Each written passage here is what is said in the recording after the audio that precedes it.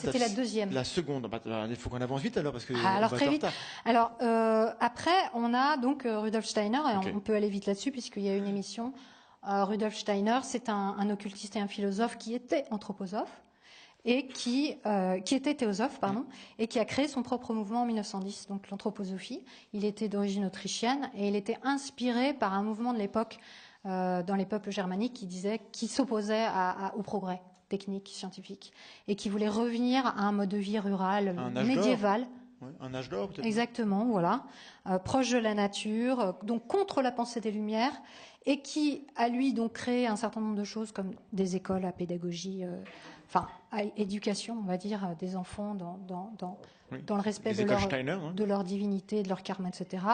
L'agriculture mystique, biodynamique, qu'on connaît très bien en France et qui se développe beaucoup et qui est vue comme biologique, écologique, mais qui a vraiment des racines mystiques et qui lui ont été inspirées par ses intuitions et ses visions. Donc c'est pas du tout quelqu'un qui a fait des études dans ces domaines-là, c'est vraiment quelqu'un qui considérait que l'intuition permettait d'avoir accès à une connaissance universelle. Donc ça aussi c'est très très très très présent aujourd'hui dans l'ésotérisme. Donc un prophète en fait. Suivre l'intuition, mais on est tous. C'est ça, on est tous. Voilà. Suivre son intuition a bien plus de valeur et d'intérêt que de suivre un raisonnement logique ou de se fier à son mental. Le mental est dangereux. Donc ça, c'est Rudolf Steiner. J'ai pu discuter avec des gens à une conférence sur les crop circles par un certain monsieur, et j'ai pu parler un peu après avec les gens. Ils m'ont dit vous êtes trop dans le mental. Absolument. Et il faut penser avec le cœur. Je ne sais pas ce que ça veut dire, parce que mon cœur, il pompe du sang. Et il le fait autant qu'il peut, mais pour réfléchir, mon cerveau a déjà du mal. Donc, c'est étonnant, parce que du coup, on est désarmé lorsqu'on essaie d'avoir un échange argumentaire avec ces gens-là, et qu'on le veut, on le fait en les respectant. Parce que c'est pas des crétins. Mais comment on fait pour discuter si, non, mais arrête de réfléchir, pense avec ton cœur. Mais ça, pour eux, ça a un fondement scientifique.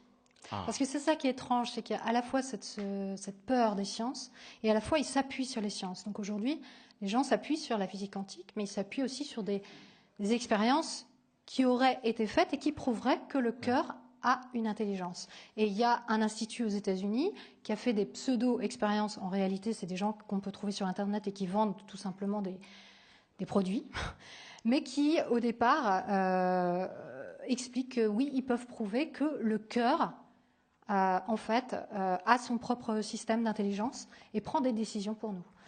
Et que finalement, par extrapolation, notre conscience divine s'exprime par le cœur.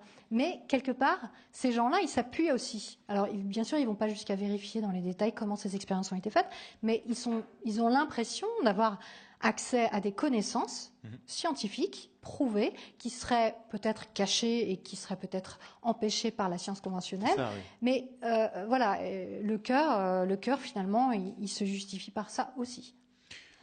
On n'a pas le temps mais c'est intéressant de creuser la rhétorique qui est derrière tout ça, malheureusement.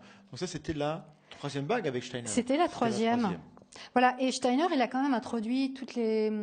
Par exemple, il avait toute une idée cosmologique. Mars, pour lui, était liquide. L'astrologie bizarre, oui. Voilà, la Terre était immobile au départ et par le mouvement humain du jeu, s'est mise à tourner. Le rythmisme, non Je ne crois pas que ce soit exactement ça, mais... et puis, il disait aussi qu'il ne fallait pas vacciner les enfants parce que ça interférait dans leur karma. Et ça, on le retrouve aussi beaucoup on en a parlé, chez les personnes qui font de l'ésotérisme aujourd'hui. Donc, pour plus d'infos là-dessus, on vous renvoie vers l'émission précédente avec Grégoire Perra, qui a vécu dans l'anthroposophie pendant longtemps, et qu'on est ressorti et qui en parle. Et c'est étonnant, en fait, ce qui se passe dans l'anthroposophie. Actuellement, quoi. Donc ça date de 1910, 20, le début. Au départ, oui. Voilà. Mais après, c'est extrêmement actif aujourd'hui. Ça continue et ça s'étend encore. Ouais. Et alors, l'étape d'après, c'était quoi? L'étape d'après, c'est celle qu'on connaît, c'est-à-dire les années 60-70. Les enfants indigos. Alors, non.